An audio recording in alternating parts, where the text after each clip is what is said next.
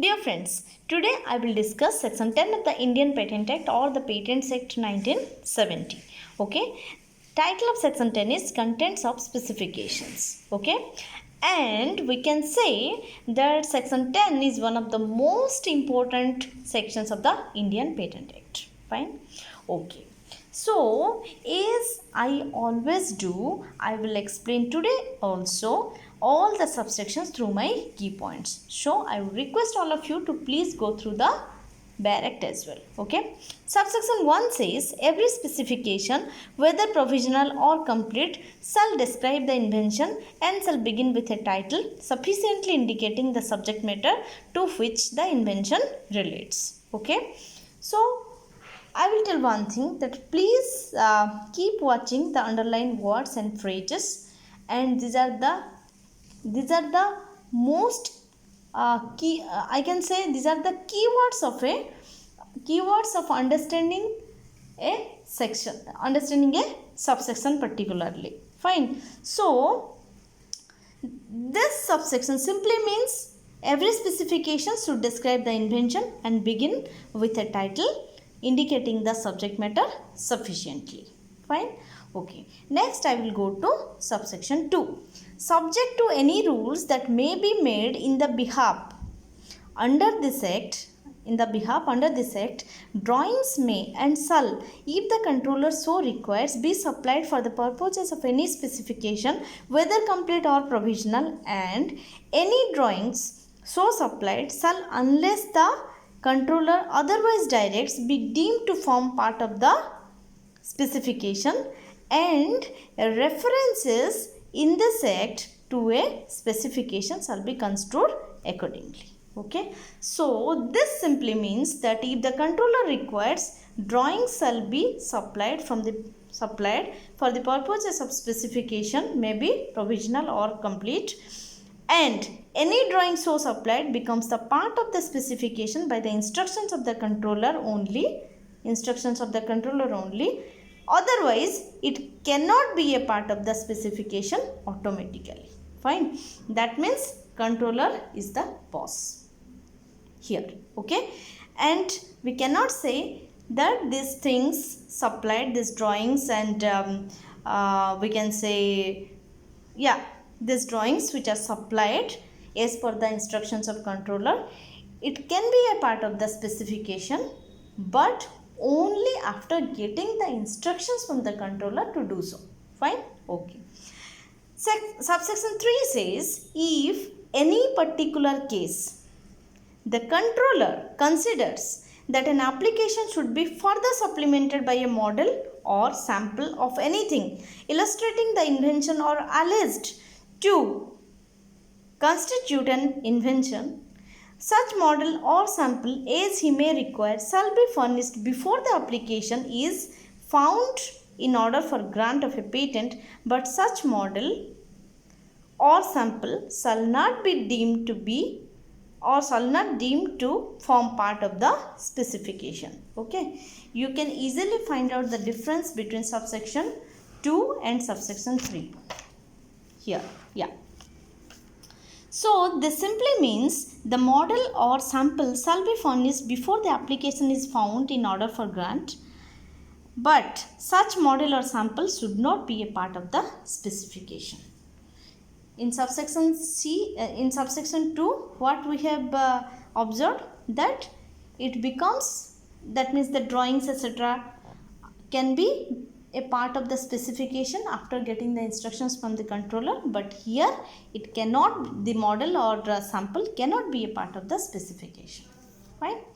Subsection 4 says, every complete specification shall, okay, clause A, fully and particularly describe the invention and its operation or use and the method by which it is to be performed. Simple to understand. Clause B says, disclose the best method of performing the invention which is known to the applicant and for which he is entitled to claim protection. Fine. And C, clause C, and with a claim or claims defining the scope of the invention for which protection is claimed. Clause D says, be accompanied by an abstract to provide technical information on the invention, provided that subclause 1. The controller may amend the abstract for providing better information to third parties, and subclause 2. If the applicant mentions a biological material in the specification which may not be described in such a way as to satisfy clauses A and B, and if such material is not available to the public, the application shall be completed by depositing the material to an international depositing authority under the Budapest Treaty and by fulfilling the following conditions, namely A, and this is designated by capital A. Okay, just take a look. So A, the deposit of the material shall be made not later than the date of filing the patent application in India, and a reference thereof shall be made in the specification within the prescribed period. And this prescribed period is, friends, this is 3 months from the date of filing of the application. Fine. Next, B. All the available characteristics of the material required for it to be correctly identified or indicated are included in the specification, including the name, address of the depository institution, and the date and number of the deposit of the material at the institution. C. Access to the material is available in the depository institution only after the date of application of patent in India, or if a priority is claimed after the date of the priority. D. Disclose the source and geographical origin of the biological material in the specification when used in an invention. So, for subsection 4, I would tell you that just keep a watch on the underlined words and phrases, and it will be very much clear to you. And if anywhere you are not getting, please ask me in the comment section. Fine? I will again explain. No worries. So, subsection 4, we can say in simple words, claims are written in a single sentence, and it follow. I would say that this is not the summary of the subsection 4. This is written, just some important facts I have written here. But for subsection 4, I would tell you that please just keep a watch on the underlined words and phrases, and I'm 100% sure that you will be more clear. And if not, please ask me. Fine? Okay. So claims are written, these things just remember. Claims are written in a single sentence, and it follows all the normal rules of a normal sentence. Okay, it begins with it begins with a capitalized word and ends with a period. Words within the claim are not capitalized. Okay, starting is capitalized, but words within the claim are not capitalized. Just remember these things. Fine. Okay, some more facts are that this is for knowledge, that you can link some rules with these sections. So just take a look. Section 10, subsection 4, clause D, subclause 2, and inside that capital A. Fine. And this is linked with rule 13, subrule 8. You can take a look at both of them and can find out the link. Fine. Similarly, section 10, subsection 1 with rule 13, subrule 1, and section 10, subsection 2 with rule 15.1, rule 15.2, etc. etc. Fine. Okay. Next. Okay. Another subsection is subsection 4a. In case of an international application designating India, the title, description, drawings, abstract and claims filed with the application shall be taken as the complete specification for the purposes of this act. Simply means title, description, drawings, abstract and claims filed with the application is a complete specification. Fine. Subsection 5. The claim or claims of a complete specification shall relate to a single invention or to a group of inventions linked so as to form a single inventive concept, shall be clear and succinct and shall be fairly based on the matter disclosed in the specification. You can remember simply this subsection by the title Unity of Invention. Okay, and this is an important topic. Short notes comes, and I will discuss this particular topic in detail in some later videos. Fine. Okay. Subsection 6 says the declaration as to the inventorship of the invention shall in such cases may be prescribed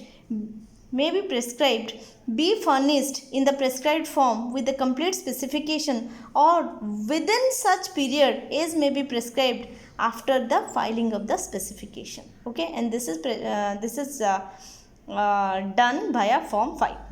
Subsection 7 says subject to the foregoing provisions of this section, a complete specification filed after provisional specification may include claims in respect of developments of or addition to the invention which was described in the provisional specification, being developments or additions in respect of which the applicant would be entitled under the provisional provisions of section 6 to make a separate application for a patent. Okay, so you can link section 10 subsection 6 with rule 13 sub rule 6. Fine. So I have written here for your convenience rule 13 sub rule 6. Okay, except in the case of an application which is accompanied by a complete specification, a declaration as to the inventorship of the invention shall be filed in form 5 with the complete specification or any time before the expiration of 1 month from the date of filing of the complete specification as the controller may allow, or an application made in form 4. Okay, we can say provisional application or specification leads to complete specification. Claims with respect to developments or additions to the inventions described in the provisional application. Okay, we can say the additions to the inventions described in the provisional application are mentioned here. This leads to, or we can say now the applicant becomes eligible to apply a separate application for a patent according to section 6. Okay, I think section 10 is completed with all its 7 subsections. I hope it is clear to all of you, and if not clear, so please ask me in the comment section any particular subsection, any questions, any queries you are having, please ask. Okay, and please share my video, please like it if you like it, and please subscribe my channel. Thank you friends, thank you so much.